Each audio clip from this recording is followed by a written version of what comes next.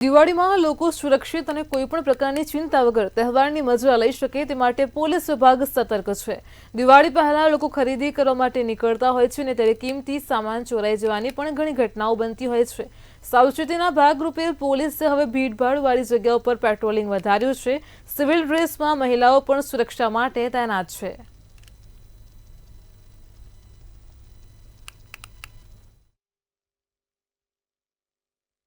દિવાળીને હવે ગણતરીનો સમય રહ્યો છે ત્યારે વાત કરવા જઈએ અમદાવાદની અને અમદાવાદના લાલ દરવાજા વિસ્તારની તો આ જે વિસ્તાર છે ત્યાં ઘણા બધા લોકો ખરીદી કરવા આવતા હોય છે। તેવામાં લોકોનું પર્સ ચોરી થઈ જતું હોય છે તો ઘણાના બાળકો પણ ગુમ થઈ જતા હોય છે તેવી અવારનવાર ફરિયાદો આવતી હોય છે ને આને લઈને જે પોલીસ છે પોલીસ પણ આ વખતે તત્પર છે તેમજ જે સી ટીમ છે કારંજ પોલીસ સ્ટેશનની તે પણ સતત તત્પર છે અને આપણી સાથે જે પોલીસ ઇન્સ્પેક્ટર જોડાઈ ચૂક્યા છે આપણે એમની સાથે વાતચીત કરવાના છે કે તે કેવી તૈયારી છે અને ખાસ કરીને આજે લાલ દરવાજા વિસ્તાર છે ઘણા બધા લોકો ખરીદી કરવા આવતા હોય છે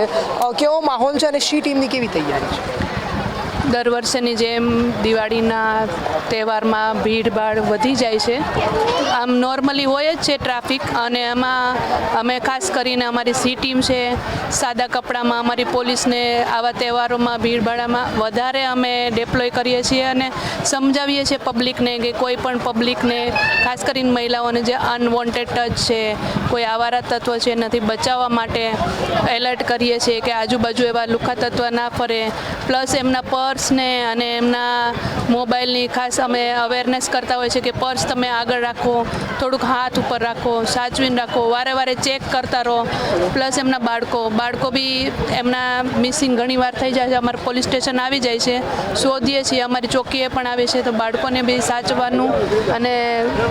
એલર્ટનેસની આરે ખરીદી કરવાનું સૂચન કરતા હોઈએ છીએ। ખાસ કરીને જાણવા માંગીશ કે જે અનવોન્ટેડ ટચ ખાસ કરીને જ્યારે મહિલાઓ આ મુદ્દે વાત નથી કરતી જ્યારે ભીડભાડવાળા વિસ્તારની અંદર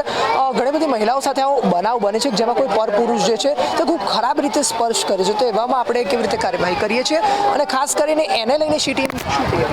ટીમનું ધ્યાન હોય છે અમારે એવી કોશિશ હોય છે કે ખાનગીમાં આવા કેમ કે પોલીસના યુનિફોર્મમાં બી અમારી મહિલાઓ હોય છે અને ખાનગીમાં અમે વધારે એટલે આગ્રહ રાખીએ છીએ કે આવા લુખ્ખા તત્વોને ખબર નથી રહેતી અને અમારું ધ્યાન હોય જ છે કોઈ પણ એવી મહિલા હોય છે કે જેને આવો એક બે વખત એ જગ્યાએથી કોઈ સેમ માણસ પસાર બી થાય છે ને તો અમને અણસાર આવી જાય છે। અમારા વેપારી હોય છે આજુબાજુના એ બી એમ જણાવી દે છે ઈશારાથી કે આ માણસ કંઈ કામ વગરનો ફરે છે તો એમને અમે નોંધ કરીએ છીએ એનો પીછો કરીએ છીએ એની પૂછપરછ કરીએ છીએ શું લેવા આવે છે કોની આરે છે ફેમિલી આરે છે કે નહીં